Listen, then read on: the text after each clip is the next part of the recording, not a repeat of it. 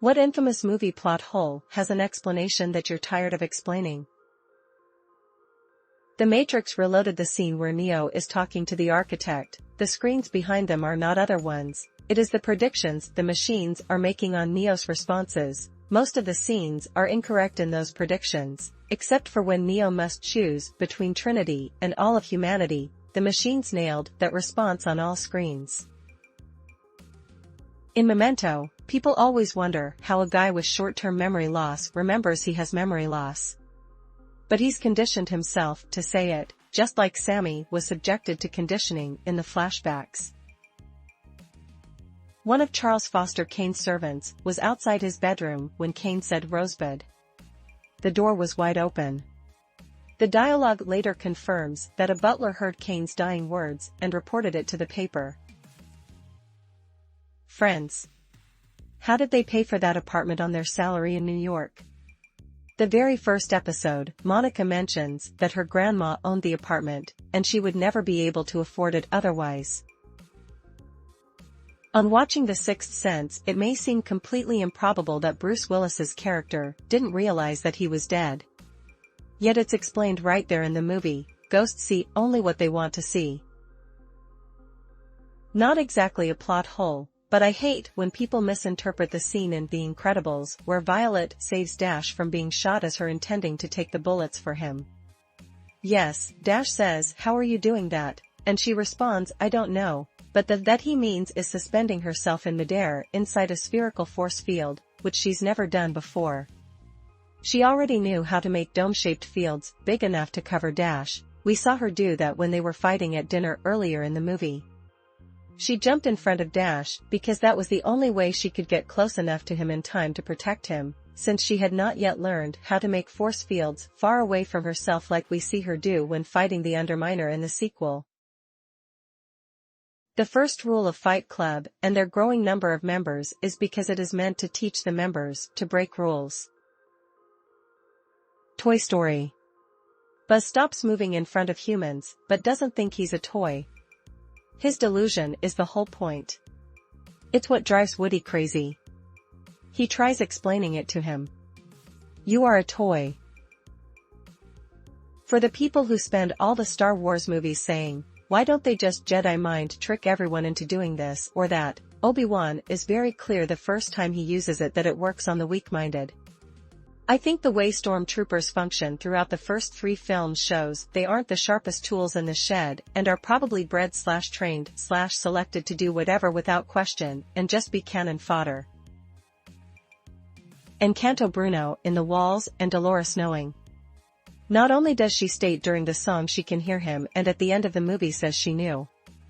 This whole family broke into song about "We don't talk about Bruno" at the mention of the man, so she was basically told probably the same when she tried to tell the family. Everyone always asks why there was a desert in Washington, D.C. in Transformers 2. It has been clearly explained in a ton of discussions of that movie that it was just a really bad movie.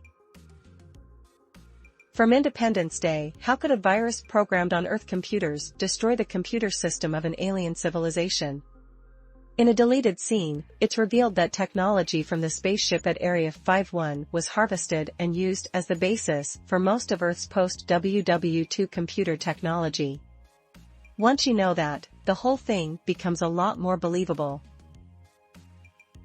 Home Alone, it's very clearly explained how they paid for the trip to Paris and that Kevin's dad didn't foot the bill.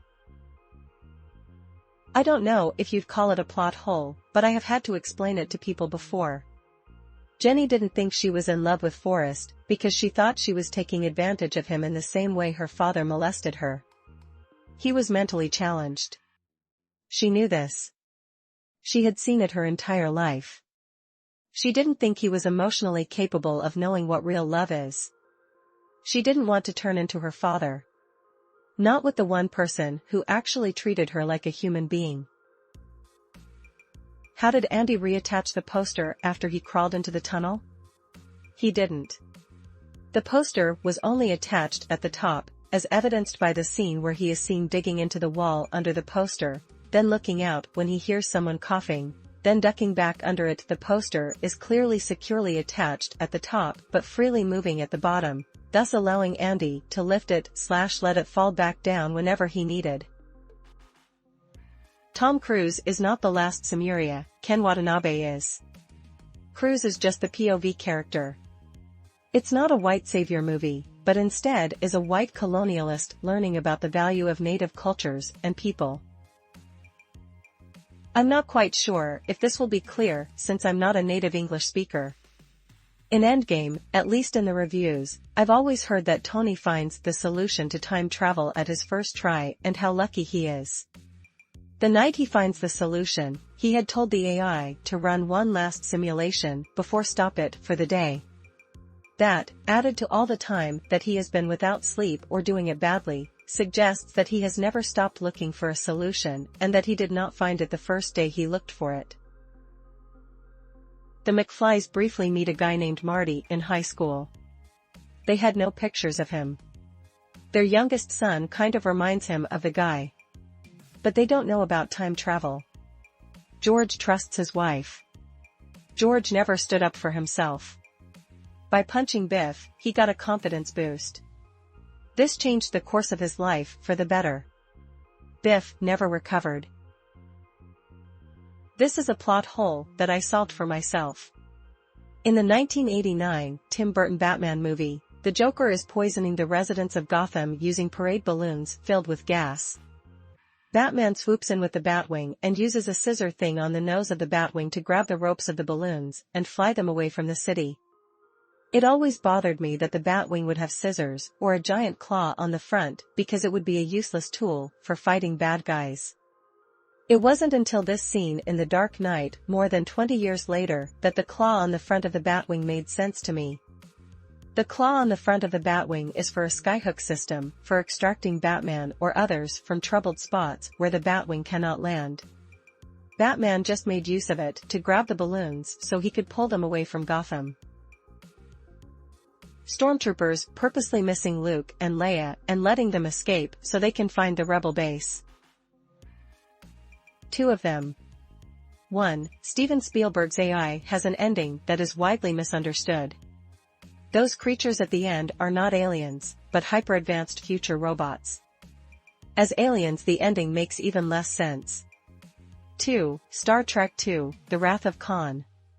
It's a common Trekkie question about how Khan could possibly recognize Chekhov, since the character had not yet joined the cast during Khan's original episode in the first season.